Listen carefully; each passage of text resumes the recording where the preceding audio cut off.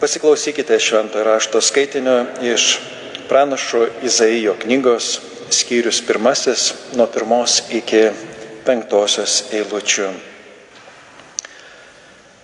Regėjimas, kurį matė Amoco sūnus Izaijas apie Judą ir Jeruzalę. Paskutinėmis dienomis Viešpaties namų kalnas iškils aukščiau už visus kalnus ir kalnelius. Į jį plūs visos tautos. Daug tautų ateis ir sakys: eikime prie Viešpaties kalno, į Jokūbo Dievo namus, kad jis mokytų mus savo kelių ir mes vaikščiotume jo takais. Nes iš Zijono ateis įstatymas, o Viešpaties žodis iš Jeruzalės. Jis teis tautas ir sudraus daugelį žmonių. Jie perkals savo kardus į noragus ir ietis į pjautuvus. Tautos nebekariaus tarpusavyje ir nebesimokys kariauti. Jokūbo namai, ateikite ir visi, vaikščiokime Viešpaties šviesoje. Amen. Girdėjome Viešpaties žodį, pranašo Izaijo žodį. Šiandien Advento pirmąjį sekmadienį šių liturginių metų ir pats Adventas, liturginiai metai taip sustatyti, kad iš tikrųjų mes jau pradedame Viešpaties metus 2026, pradedame pasiruošimu. Mėnuo, maždaug laiko pasiruošimo, kuris baigėsi, tas adventinis laikotarpis, Kalėdų švente, būtent Viešpaties Jėzaus Kristaus kūnišku atėjimu į šią žemę. Ir šiandien girdime pranašo Izaijo žodžius, kurie prasideda regėjimas, kurį matė Amoco sūnus Izaijas. Izaijo knyga yra ilga knyga, viena iš tokių ilgiausių knygų, dalių daug joje yra.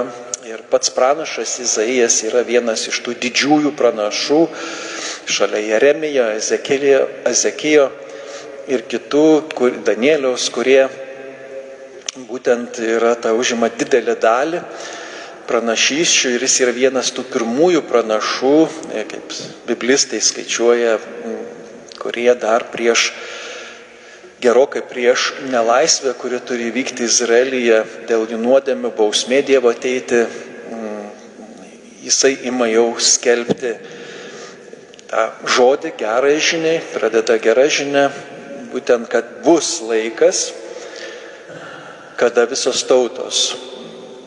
Toks laikas, kad, kaip mes girdime, perkals kalavijus į noragus, o ietis į pjautuvus ir nebesimokys kariauti. Tai mums šiandien tai atrodo kažkokia kaip ir utopija.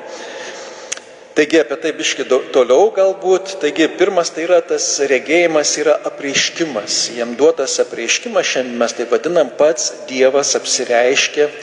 Ir jis apsireiškia įvairiais būdais, bet vienas dalykas, kad jis taip pat ir apreiškia, turi skelbėją jį pranašą Izaiją. Iš tikrųjų, pats žodis Izaijas, pats vardas reiškia viešpats gelbėja. Jis jau ateina ir pats sako viešpats gelbėja, jau tardami Izaiją sakom, tas, kuris išgelbės, yra viešpats. O viešpats, sakydami, mes žinome vieną viešpatį, tą, kuris sukūrė dangų ir žemę. Ir kuris ateina į žemę Jėzuje Kristuje. Išgelbėjimas yra Jėzuje Kristuje. Taigi, jis yra ta gera žinia skelbiama, arba mes šiandien pasakytume, Evangelija yra skelbiama maždaug dar 9 amžius prieš Kristų. Tai yra tikrai seni laikai. Ir Jėzus mums irgi šiandien sako, irgi atlikite tą pareigą, ką atlieka ir Izaijas. Mes irgi esame kaip krikščionis, Kristaus bažnyčia, skelbti visai kūrinijai. Čia skelbia jisai apie Judą ir Jeruzalę, tai yra ką apie dalį išrinktos Dievo tautos, būtent jis ateina kalbėti, nes yra rimta bėda tai tautai. Tačiau ta bėda niekur nedingo ir šiais laikais jinai yra mūsų natūroje arba žmogiškume, kad mes net ir girdėdami Dievo žodį, iš tikrųjų nesame linkę juo gyventi.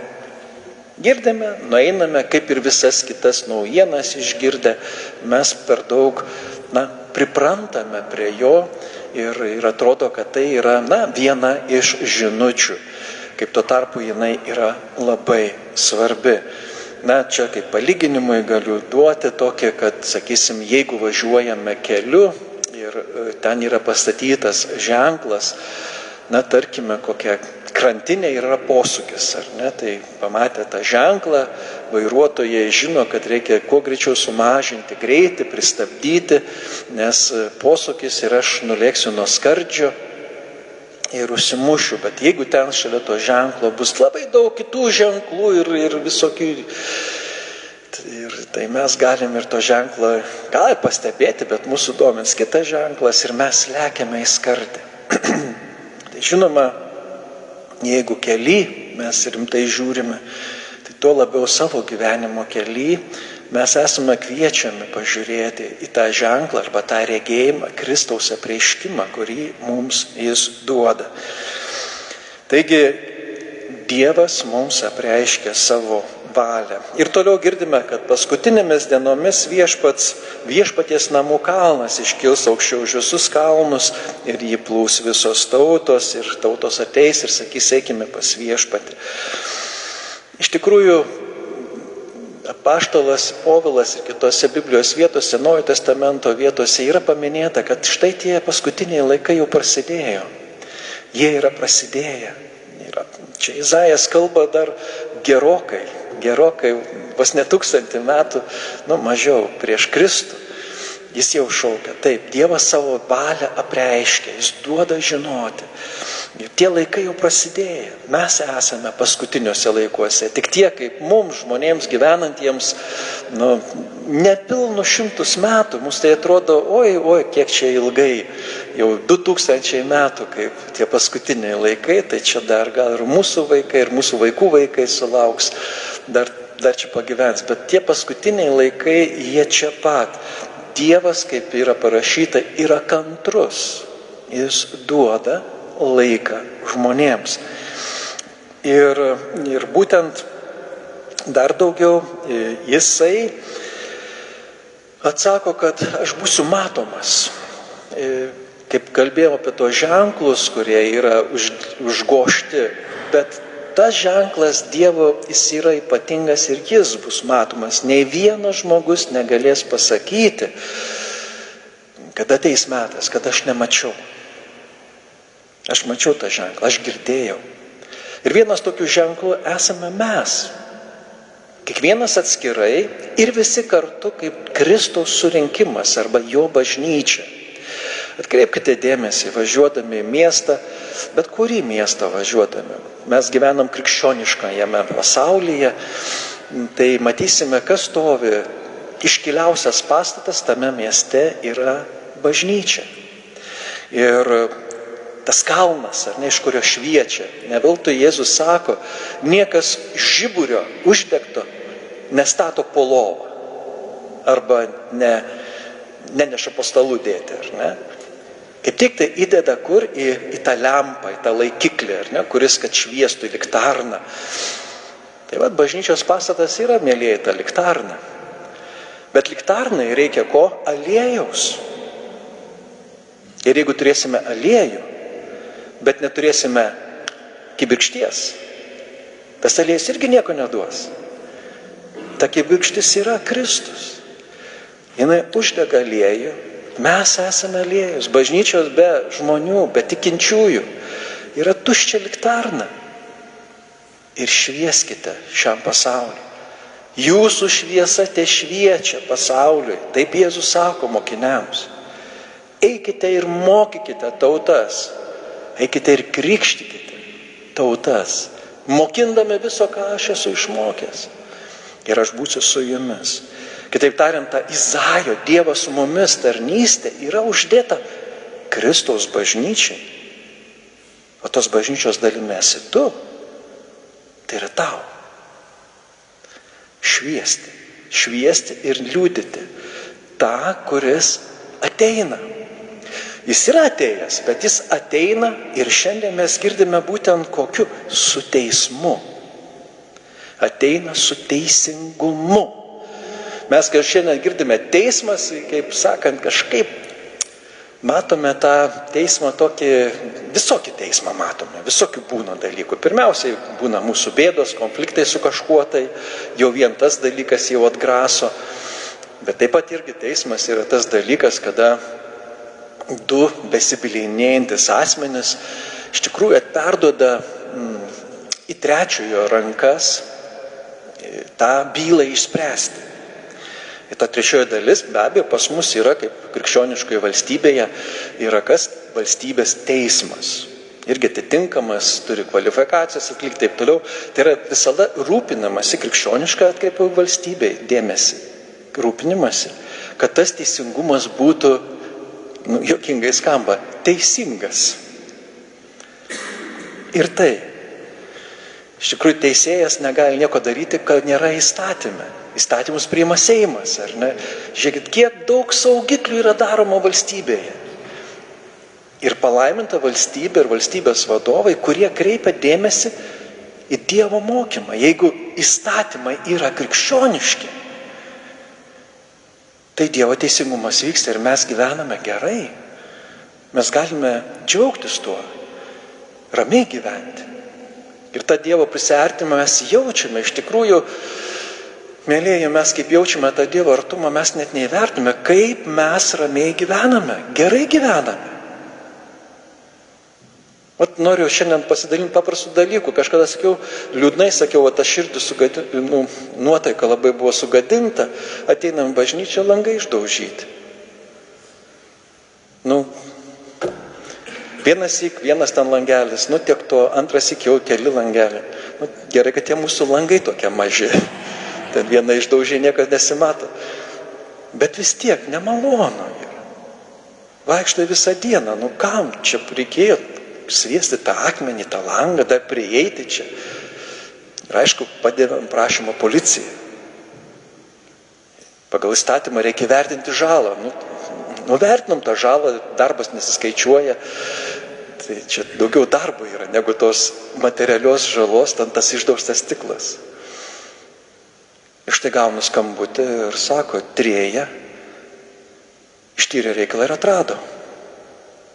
Yra surasti kaltininkai. Teisingumas atstatomas. Laukiu dar, sakė, ateis ir atsiskaitys už tos langelius, bet čia noriu kaip iliustraciją pasakyti, iš tikrųjų teisingumas mes džiaugiamės juo. Mums liūdna ir baisu, kada su mumis neteisingai elgiasi ir džiaugiamės, kada teisingai. Tai vat, kai kalbame apie teismą, kada mes turim gerų pavyzdžių teismo gyvenimo, tai tos pavyzdžius turėkime omeny, kad ateina tas, kuris mato žmonių širdis, kuris mato tą tikrą teisingumą, kuris pats jį daro. Ir yra jis pats teisingumas. Sako, aš ateinu. Drebėti turi tie, kurie nedaro teisingumo, kurie išduoda jį. Prisimenate Viešpaties vakarienėje, kaip Jėzus, būdamas prie stalo su savo mokiniais, artimiausia aplinka, ateina metas, sako. Pasaulyje išeina tamsybių valdovas pasivaikščioti. Ir būsiu aš atiduotas į jo rankas. Tai yra teisingumas, jis yra teisingumas. Būsiu atiduotas į savivaliautojo rankas, šėtono rankas. Ir čia prie stalo yra išdavikas. Vienas iš jūsų mane išduos.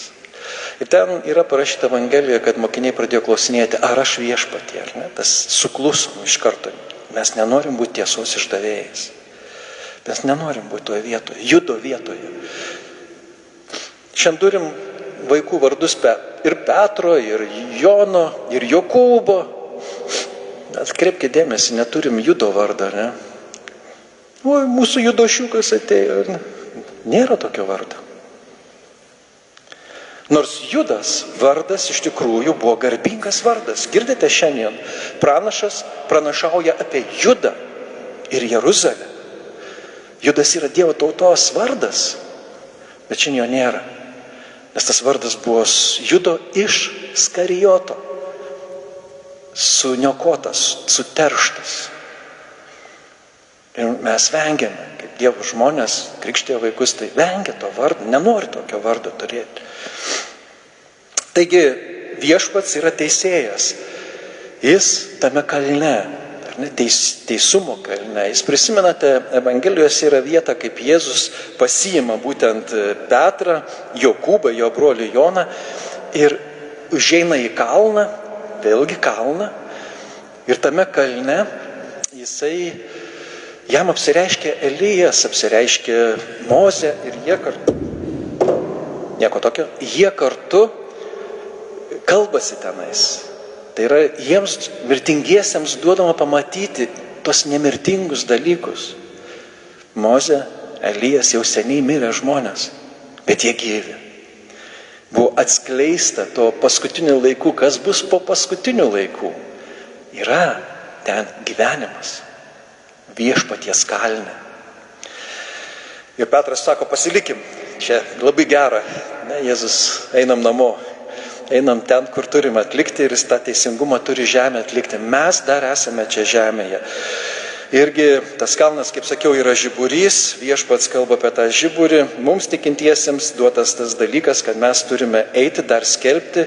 Ir ta gera žinia šiandien, kuri girdima, yra, kad viešpats teisia, jis daro teisingumą ir nedaro to teisingumo kažkoks trečias asmo be mūsų, kaip politikai, pavyzdžiui, dabar visi žiūrimi, įsižioja, o ką Trumpas padarys, ar ne, Amerikos galingasis, arba tas kitas dar galingasis, arba tas trečias. Iš tikrųjų, ne, mūsų galingasis yra viešpats. Mes pasitikime jo. Mes darome, kas mums priklauso. Nėra ko baimintis, tų visų kitų galingųjų, kaip jie nuspręs. Yra tas, kuris nusprendžia, kuris valdo juos. Tu tik daryk tai, kas tau priklauso, tai yra skelbk Evangeliją savo gyvenimu. Gyvenk. Dievo tautos žmogumi būk ištikimas. Antra gera žinia, kad jis sako daugelį tautų. Tai mums dažnai atrodo, kad mes esam čia nedaug mūsų, iš tikrųjų, kurie ištikimi, kaip lygiai taip pat buvo Elijas, irgi jis verkė, sako, žiūrėkit, aš vienas belikau, kuris nesulenkiau kelių Baalui, tai yra, šetonui, tarnui. Štau dienas Dieve ištikimas. Ką jis atsako? Dar tokių kaip tu, 7,000 čia. Tai mes dažnai irgi taip puolame nevilti, mūsų nedaug. Aš šitą nekartą esu girdėjęs, kas čia mūsų nedaug, mes visai daug, žinokit. Viešpats žino mūsų skaičių. Taip jis pakviečia mus sekmadienį, kad pasirodytume, kad mes tarnautume ir siunčia pasaulį. Tai čia yra gera žinia, iš tikrųjų yra, mes pamatysim to žmonės, kada ateis laikas, kai pasibaigs tie paskutiniai laikai. Ir žodis sako, Jokūbo namai, ateikite, visi vaikščiokite Dievo šviesoje. Taigi ta šviesa dėja dažnai pasitaiko, kad ir pasitaikė ir mums, mūsų civilizacijai, vakarų krikščioniškai civilizacijai, kad jau buvo įtikėję visi, kad čia iš tikrųjų jau viskas. Jau dabar amžina taika bus. Mes tokie stiprus ir galingi, mes taip gerai gyvename, būtent vakarų civilizacija. Ir nustojam mokytis kariauti, nustojam kariuomenės ir kardus ir kalavijus perkalam, net jau norime pakeisti, kaip sakyt, gamta kinta, ar ne, bet sureguliuoti gamtą, kad ji nešaltų ar nešiltų, ar ne, mes kaip kambarį savo jau pradedam jaustis ir planetoje. Ir staiga mums paukšti šoną ateina, žmonės, viskas yra trapu. Jūs net kariuomenės neturit, kada jūs nori užpulti tie, kurie visai neklauso viešpaties ir jiems nusispjauti. Čia yra realybė mūsų dienų. Taigi čia aiškiai irgi turime žinoti, kad paskutiniai laikai pasibaigs ne su mūsų veikimu žmonių, bet su viešpaties veikimu, kad turi būti dar teismas. Biblija kalba apie Dievo teismą. Mes esame paskutiniais laikais, kad dar skelbime, dar yra metas susitaikyti. Kaip Jėzus Evangelijoje mokė, dar eidamas pakeliui, matydamas skolininką, greitai susitaikyk su juo, nes bus įmestas. Tai adventas iš tikrųjų, mėlyje, yra geras dalykas, toks laikas skiriamas susitaikyti. Susitaikyti pirmą su tuo, kuris yra virš mūsų, bet jis yra labai aiškiai pasakęs, kaip tu gali mane mylėti, jeigu nemyli to, kuris yra šalia tave, savo artimo. Na ir galų gale, kaip tu gali mylėti artimą, jeigu pats savęs nemyli. Taigi pirmiausia, reikia pradėti susitaikyti pačiam su savimi, toliau susitaikyk su artimu ir tada turi kažkokią galimybę, arba bent jau kelią eiti taikyti su Dievu.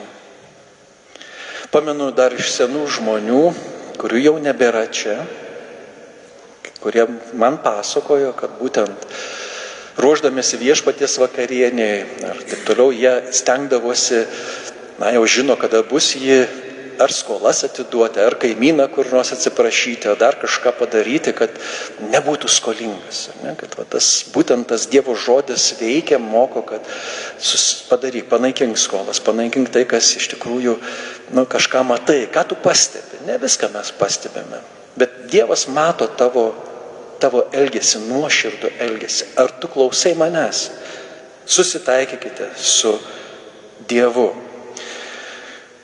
Taigi, šiandien mes girdime žodėje, kad regėjimas duotas pranašui yra taip pat regėjimas ir mums. Regėjimas tai yra, kad tai viešpats ateina ir kad šie laikai yra paskutiniai ir kad mums tą žinią arba tą evangeliją, gerą žinią jis neveltui duoda ar beprasmiškai. Jis duoda mums taip pat ir pareigą ne tik pažinti, bet ir skelbti jo valią. Ir mes esame tame kalne, arba vadinkim, keliami į tą kalną, jau vien esame bažnyčioje.